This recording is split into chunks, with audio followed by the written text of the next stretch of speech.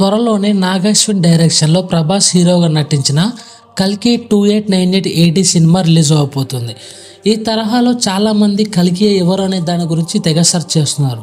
So ఈ వీడియోలో కల్కి అంటే ఎవరు, అసలు తనకు ఆ పేరు ఎలా వచ్చింది, కలియుగంతంలో ఖచ్చితంగా కల్కి దర్శనం కలుగుతుందా, అసలు కలియుగం అంతం అవ్వడానికి ముందు ఎలాంటి సంకేతాలు కనిపిస్తాయనే విషయాల గురించి ఈ వీడియోలో తెలుసుకుందాం. సో వీడియో చాలా ఇంట్రెస్టింగ్గా ఉండబోతుంది, మిస్ కాకండి.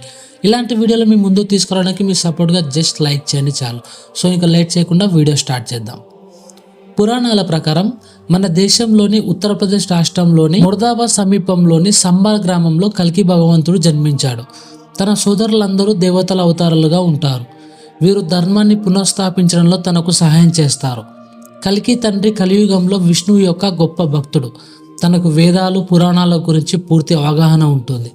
కల్కి తండ్రి పేరు విష్ణుయాస్, తల్లి పేరు సుమతి. కల్కి దేవుడికి ఇద్దరు భార్యలు ఉంటారు. తొలి భార్య లక్ష్మీ రూపం పద్మ, రెండో భార్య వైష్ణవి శక్తి రూపం.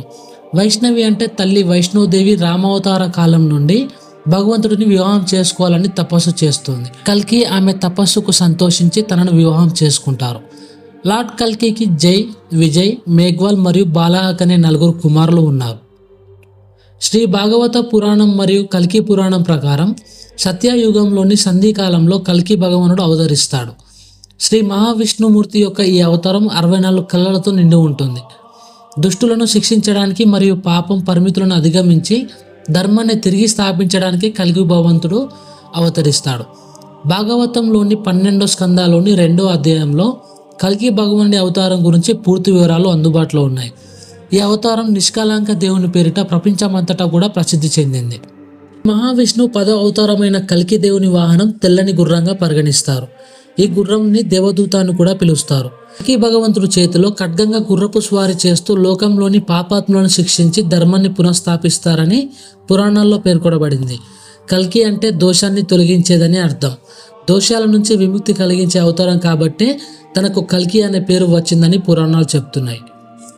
భాగవతం, విష్ణు పురాణం, బ్రహ్మవైవర్త పురాణాల ప్రకారం కలియుగం అంతమయ్యే సమయంలో కొన్ని సంకేతాలు కనిపిస్తాయి. కలియుగంలో ప్రతి ఒక్క మనిషి ఏదో ఒక రోగంతో బాధపడుతుంటాడు. నాణ్యమైన ఆహారం లభించదు. కల్తీ ఆహారమే ఎక్కువగా దొరుకుతుంది. తప్పులు చేసే వారిని కూడా క్షమిస్తారు. సత్యం, ధర్మం, నీతి, నిజాయితీ వంటి మాటలు వినిపించవు. చిన్నారులను, మహిళలను, గోమాతలను కఠినంగా హింసిస్తారు.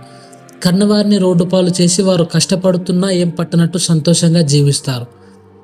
కుటుంబ వ్యవస్థ అంతా గందరగోళంగా మారుతుంది. కంటికి కనిపించేదే ప్రామాణికం అంటారు. కనిపించని దేవుడి గురించి వితాండవాదం చేస్తారు. సైన్స్ ఎన్ని కొత్త విషయాలు కనిపెట్టినా అది కేవలం ఒక భాగం మాత్రమే. మిగిలిన భాగమంతా దేవుడు అని గుర్తించలేరు. పదవి కోసం, డబ్బు కోసం మూర్ఖులను నమ్మి ప్రజలు అధికారం ఇస్తారు. దీంతో దొంగలే పాలకులుగా మారుతారు. అనవసర పన్నులు విధించి ప్రజల్ని ఇబ్బందులు పెడతారు. విద్యార్థులు గురువులను గౌరవించరు. విద్యార్థులను చూసే గురువులు భయపడే పరిస్థితులు ఎదురవుతాయి. చెట్లు బలహీనపడి డ్యాంలో నీరు అనేది కనిపించకుండా పోతుంది. సన్యాసులకు మహిళలపై వ్యామోహం పెరుగుతుంది. వితంతులతో కలిసి సంతానం పొందుతారు. గంగమ్మను పట్టించుకోకపోవడం, తులసిని అగౌరవపరచడం కారణంగా ఆకలి కేకలు పెరుగుతాయి. బ్రాహ్మణులు దైవారాధనను వదిలేస్తారు. మద్యం, మాంసం తీసుకోవడం మొదలెడతారు. ప్రతి మనిషిలోనూ గుణాలు రాక్షస రూపంలో మారుతాయి.